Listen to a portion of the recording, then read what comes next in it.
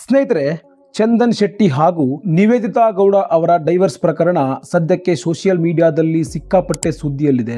ಪ್ರೀತಿಸಿ ಮದುವೆ ಆಗಿದ್ದ ಇವರು ಬೇರೆಯಾಗುವುದಕ್ಕೆ ಕಾರಣವೇನು? ಅವರು ಡೈವರ್ಸ್ ಪಡೆಯೋದಕ್ಕೆ ಮುಂದಾಗಿರೋದು ನಿಜಾನಾ? ಮಗುವಿನ ವಿಚಾರಕ್ಕೆ ಅವರು ಡೈವರ್ಸ್ ಪಡೆಯೋದಕ್ಕೆ ಮುಂದಾದ್ರ? ಈ ಎಲ್ಲ ಪ್ರಶ್ನೆಗಳು ನಿಮ್ಮಲ್ಲಿದ್ರೆ ಈ ಎಲ್ಲಾ ಪ್ರಶ್ನೆಗಳಿಗೂ ಉತ್ತರ ಈ ವಿಡಿಯೋದಲ್ಲಿದೆ. ಸ್ನೇಹಿತರೆ, ಅದಕ್ಕೂ ಮೊದಲು ನೀವು ಇನ್ನೂ ನಮ್ಮ ಚಾನೆಲ್ ನ ಸಬ್ಸ್ಕ್ರೈಬ್ ಮಾಡಿಕೊಂಡಿಲ್ಲ ಅಂದ್ರೆ ಕೂಡಲೇ ಸಬ್ಸ್ಕ್ರೈಬ್ ಮಾಡಿಕೊಂಡು ಬೆಲ್ ಐಕಾನ್ ಕ್ಲಿಕ್ ಮಾಡಿ. ಹೀಗೆ ಮಾಡೋದ್ರಿಂದ ನಾವು ಮಾಡುವ ಪ್ರತಿ ವಿಡಿಯೋದ ನೋಟಿಫಿಕೇಶನ್ ಪಡೆಯಬಹುದು.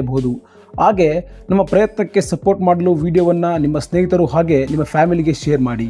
ಸ್ನೇಹಿತರೆ, ಚಂದನ್ ಶೆಟ್ಟಿ ಹಾಗೂ ನಿವೇದಿತಾ ಗೌಡ ಸೋಷಿಯಲ್ ಮೀಡಿಯಾದಲ್ಲಿ ತುಂಬಾನೇ ಫೇಮಸ್ ಇರುವ ಜೋಡಿ. ಚಂದನ್ ಶೆಟ್ಟಿ ಅವರು ಮಧ್ಯಮ ವರ್ಗದ ಕುಟುಂಬದಲ್ಲಿ ಹುಟ್ಟಿ ತಮ್ಮ ಶ್ರಮದಿಂದ ಸಂಗೀತ ಕ್ಷೇತ್ರದಲ್ಲಿ ಗುರುತಿಸಿಕೊಂಡವರು. ಮೊದಲು ಕೆಲವು ಚಿತ್ರಗಳಲ್ಲಿ ಅರ್ಜುನ್ ಜನ್ಯ ಅವರೊಂದಿಗೆ ಕೆಲಸ ಮಾಡಿದ್ದ ಚಂದನ್ ಶೆಟ್ಟಿಗೆ ಹೆಸರನ್ನ ತಂದುಕೊಟ್ಟಿದ್ದು ಮೂರೇ ಮೂರು ಪೆಗ್ಗಿಗೆ ಎನ್ನುವ ಗೀತೆ. ಈ ಹಾಡಿನ ಮೂಲಕ ಚಂದನ್ ಶೆಟ್ಟಿ ಕರ್ನಾಟಕದ ಮನೆ ಮನೆಗೂ ತಲುಪಿದ್ರು. ಇದರಿಂದಲೇ ಅವರು ಬಿಗ್ ಬಾಸ್ಗೂ ಕೂಡ ಹೋದ್ರು. ಇನ್ನು ನಿವೇದಿತಾ ಗೌಡ ಅವರು ತಮ್ಮ ವಿಶಿಷ್ಟ ಮಾತಿನ ಶೈಲಿಯ ಮೂಲಕ ಸೋಷಿಯಲ್ ಮೀಡಿಯಾದಲ್ಲಿ ಸಖತ್ ವೈರಲ್ ಆಗಿದ್ರು. ಇದರಿಂದಲೇ ಅವರು ಬಿಗ್ ಬಾಸ್ ಸ್ಪರ್ಧಿ ಕೂಡ ಆಗಿದ್ರು. ಬಿಗ್ ಬಾಸ್ ಮನೆಯಲ್ಲಿ ಅಣ್ಣ ತಂಗಿ ಎಂದು ಕರೆದುಕೊಳ್ಳುತ್ತಿದ್ದ ಇವರು ಬಿಗ್ ಬಾಸ್ ಮುಗಿದ ನಂತರ ಪ್ರೇಮಿಗಳ ರೀತಿಯಲ್ಲಿ ವರ್ತಿಸೋದಕ್ಕೆ ಶುರು ಮಾಡಿದ್ರು. ಮುಂದೆ ಚಂದನ್ ಶೆಟ್ಟಿ ಅವರು ಒಂದು ಶೋನಲ್ಲಿ ನಿವೇದಿತಾ ಗೌಡ ಅವರಿಗೆ ಪ್ರಪೋಸ್ ಮಾಡಿ ಅವರ ಮನೆಯವರನ್ನ ಒಪ್ಪಿಸಿ ಮದುವೆ ಕೂಡ ಮಾಡಿಕೊಂಡ್ರು. ಮದುವೆ ನಂತರ ಅವರು ತುಂಬಾನೇ ಖುಷಿಯಾಗಿ ಓಡಾಡಿಕೊಂಡು ಇದ್ರು. ಚಂದನ್ ಶೆಟ್ಟಿ ಅವರು ಕೂಡ ತುಂಬಾನೇ ಉತ್ತಮವಾದ ಹಾಡುಗಳನ್ನ ನೀಡುವ ಮೂಲಕ ಕನ್ನಡ ಚಿತ್ರರಂಗದಲ್ಲಿ ಗುರುತಿಸಿಕೊಂಡ್ರು. ಹಾಗೆ ನಿವೇದಿತಾ ಕೂಡ ಹಲವಾರು ಶೋಗಳಲ್ಲಿ ತಮ್ಮನ್ನ ತಾವು ತೊಡಗಿಸಿಕೊಂಡಿದ್ರು.